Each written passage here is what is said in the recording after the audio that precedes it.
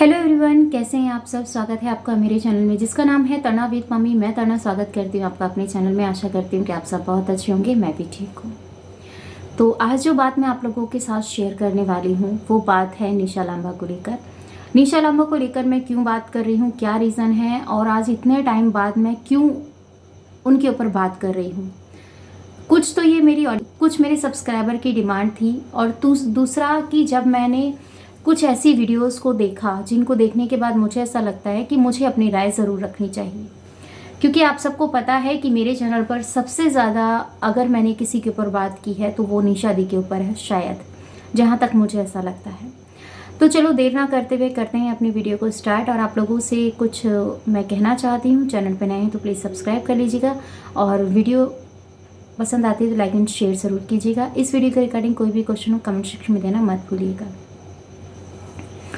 आज से 3-4 दिन पहले शायद मैंने एक वीडियो देखा था उनका, जिसमें उनको एक आदमी अपनी मर्दानगी दिखा रहा था, अपने आप को सही और औरत को गलत बता रहा था। आज उसके बारे में बात करेंगे। क्योंकि कुछ आदमियों की सोच ये होती है, सबकी नहीं कह रही हूँ, कुछ की, और होती है। बात कड़वी ज़रूर है पर सच्ची है, ठीक है ना। ध्यान से सुनिएगा।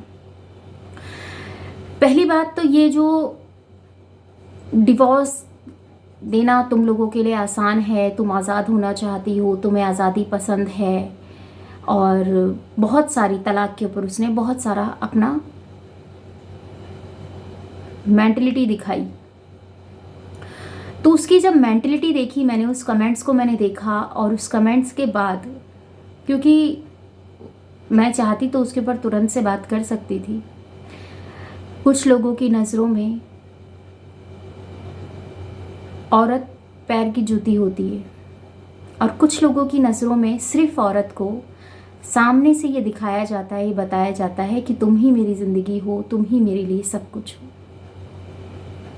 बात एक नहीं मानी जाती, बताया ही जाता है, समझाया ही जाता है कि तुम ही मेरे लिए सब कुछ हो। और वहीं तीसरी तरफ ये होता है कि एक बात मैं आपको बताऊं, सभी आदमी ऐसे नहीं होते, पर कुछ आदमी ऐसे भी होते हैं कि शादी करना उनके लिए ये था कि अपने ऊपर से कलंक हटाना, ठीक है। क्योंकि फिर उनको ये टैग लगा दिया जाता है रंडवा।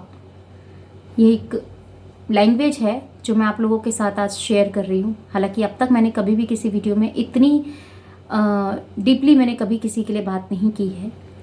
तो जो मैं कर रही हूँ, जो मैं कह रही हूँ, उसको कहने के लिए और बोलने के लिए ना अपने ऊपर एक विश्वास होना ज़रूरी है कि आप जिसके बारे में बता रहे हैं, जिसके बारे में आप बात कर रहे हैं, यहाँ पर मैं हर एक उस आदमी के बारे में बात कर रही हूँ जो औरत को अपने पैर की जूती समझता है, जो औरत को ये समझता है कि सिर्फ उसकी इतनी ड्यूटी है, खाए पिए, घर का सारा काम करे, मेरी औलाद को पैदा करे और उसकी परवरिश करे, और वो खुद खुले सांड की तरह अय्याशी करे, 10 जगह जाके मुंह मार के आए, क्योंकि उसका तो कुछ बिगड़ा ही नहीं, उसका कुछ बिगड़ा ही नहीं।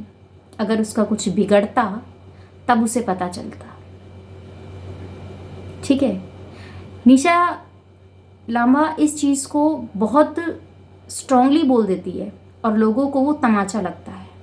मुझे ऐसा लगता है वो तमाचा हर दूसरे दिन ऐसे लोगों को पढ़ना चाहिए जो कमेंट करते हुए उनकी उंगलियां नहीं कांपती, क्योंकि वो अपने घर की माँ, बहन, बेटी, अपनी बीवी की कोई इज्जत नहीं करता।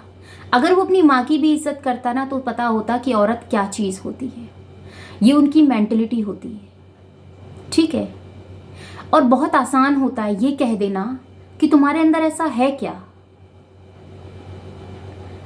उसके अंदर वो है कि अपनी बेटियों की परवरिश अकेली कर रही है, वो ताकत है उसके अंदर। उसको आदमी के ठप्पे की ज़रूरत नहीं है, उसको आदमी के साथ खड़े होने की ज़रूरत नहीं है।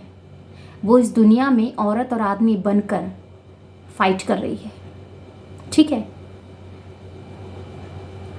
मैं चाहती थी इस वीडियो को थोड़ा दिन और पहले बना के आप लोगों के साथ शेयर कर सकती थी, पर आप लोगों को शायद पता होगा कि मेरा अभी ऑपरेशन हुआ है और ऑपरेशन में मुझे 3 मंथ का बेड रेस्ट बताया है। पर फिर मैंने सोचा कि नहीं, अब बहुत ज़्यादा हो गया और मुझे इसके ऊपर बात करनी चाहिए। इसलिए बात कर रही हूँ क्योंकि मैं एक औरत हूँ और हर औरत को चीखने चिल्लाने का शौक नहीं होता। हर औरत को अपनी बातों को किसी और को बताने का शौक नहीं होता, क्योंकि उसे पता होता है कि दुनिया तमाशा बनाएगी, उसको अपनी लड़ाई खुद से लड़नी होगी।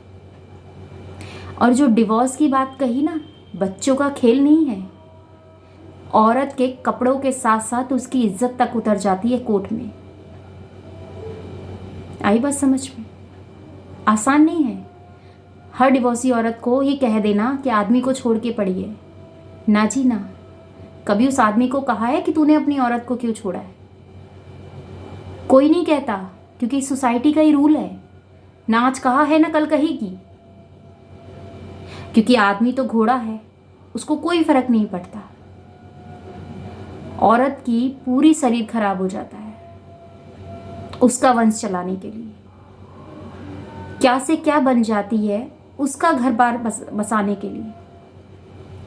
फिर भी अपनी सेल्फ रिस्पेक्ट की बात करती है तो वो गलत हो जाती है।